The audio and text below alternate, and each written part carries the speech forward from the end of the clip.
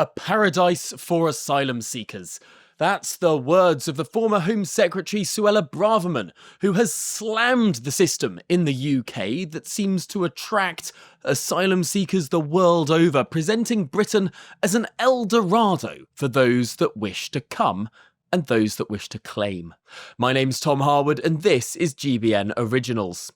We've all seen the pictures, the migrant camps in Calais, the sheer number of people living in squalid condition in tents across Europe, the travelling lines of individuals going from country to country to country.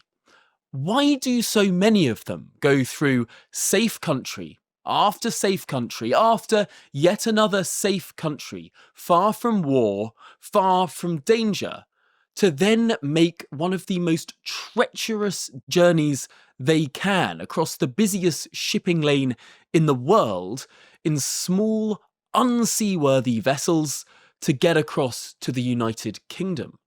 Why do so many of these people not stay in France or in Germany or in many of the other countries that they have in many cases walked through in order to get to that final camp in Calais before they make that final crossing to their endpoint destination? Well, there are so many different reasons, and one of the reasons that Suella Braverman noted was our acceptance rate of refugees is so much higher than many other European countries. Why is it that the United Kingdom can sometimes have 80 or even 90% acceptance rates for various individuals from various countries when they come to claim asylum in the United Kingdom? After all, the UK and many of these European countries are governed by the same ultimate legal structure. We're all party to the 1951 UN Convention on Refugees. We're all governed by the ECHR in this part of the world as well. Well, the contention of the former Home Secretary, former Attorney General too, Suella Braverman, is that part of the reason is the Human Rights Act. When Tony Blair got in 1997, he emboldened the level of human rights law in this country, not through signing more treaties, but through transposing the ECHR rights into domestic legislation, gold-plating those ECHR rights and emboldening judges and judicial activism to push forward with regard to those rights. Could it be that the Human Rights Act as a piece of legislation has been part of the reason why the UK is so attractive for so many people who perhaps would fail in terms of gaining accepted asylum status in other countries and so come to the United Kingdom? There is another claim, however, from people that are more on the Blairite side of the argument. For many years, for decades, Tony Blair has argued to introduce ID cards, as many European countries have. The Tony Blair Institute has put multiple papers out on this, and there are many people who suggest that ID cards, as was being planned under the last Labour government, would be a way to stop so many people coming and working in the black economy in the United Kingdom. It's argued that a pull factor is that asylum seekers, refugees, illegal migrants can come to the United Kingdom and work without having to prove who they are, because there isn't this same level of ID check that you would find in a country like France that has ID cards. So you have to show your ID card if you want to work. Of course, the other side of that argument is you do have to prove so many different documents if you want to work. And also, we see a scandal in some companies.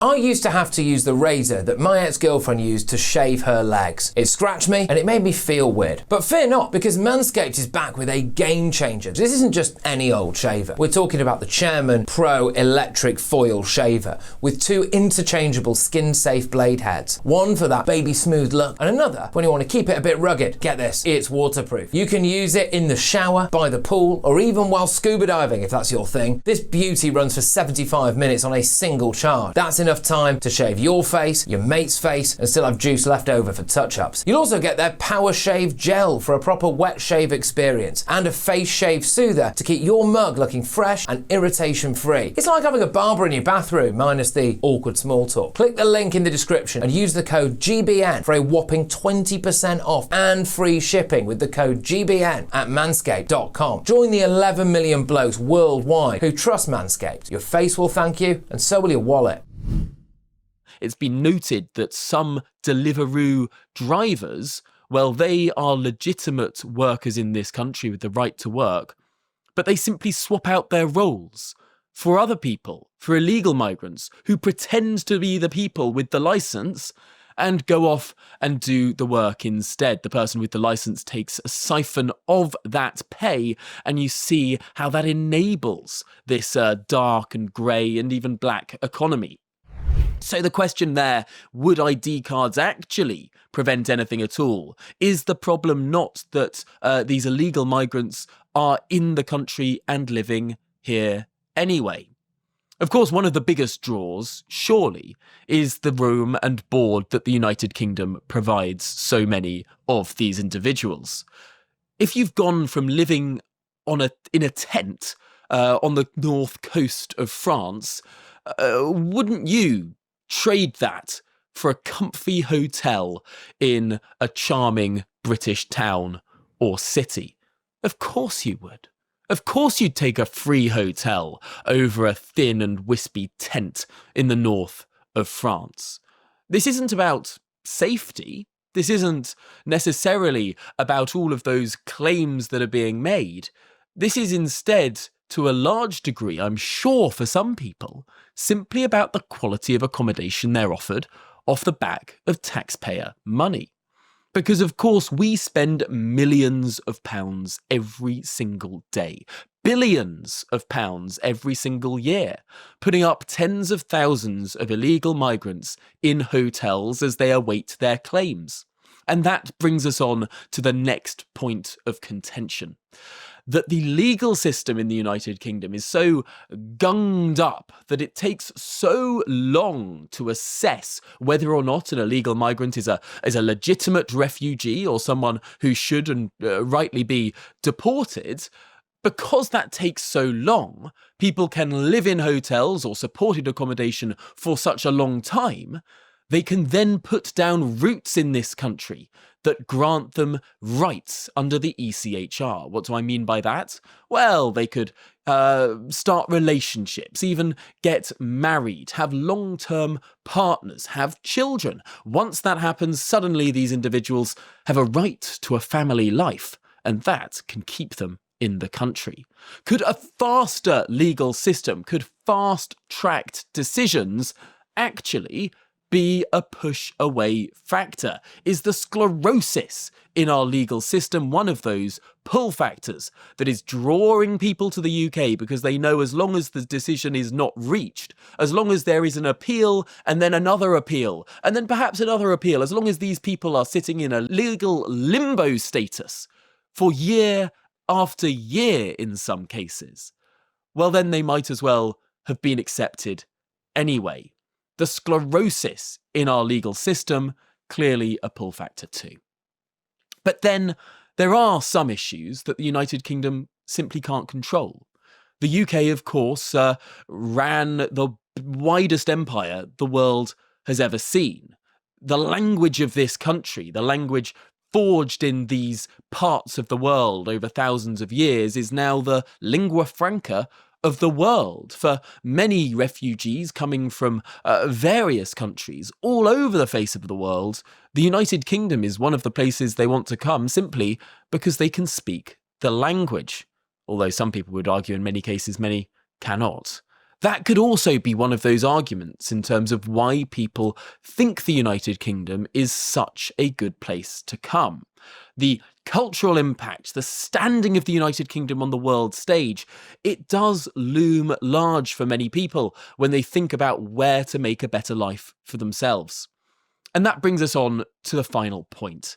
Of course, so many of these people are fleeing from places that none of us would want to live in. But are they fleeing for their lives, Or are they simply moving for a better life? This is a clear and present distinction.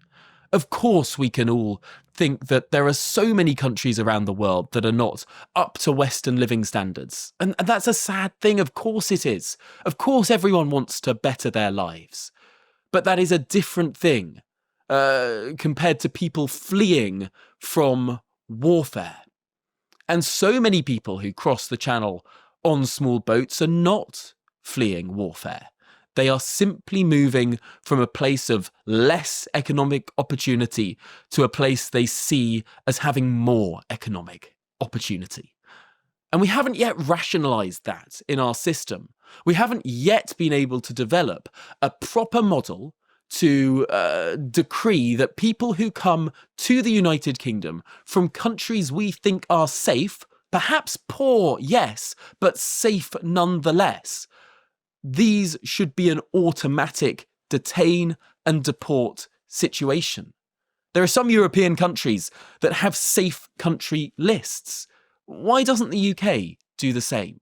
There are some big questions to ask here, and there are some potentially easy wins for the government. Creating a list of safe countries whereby if an individual comes from one of these countries that we say is not at war, does not have an immediate threat to life, well then those people could be deported back there. Ultimately, we have to have borders or we're not a country. We have to have laws or we're not a country.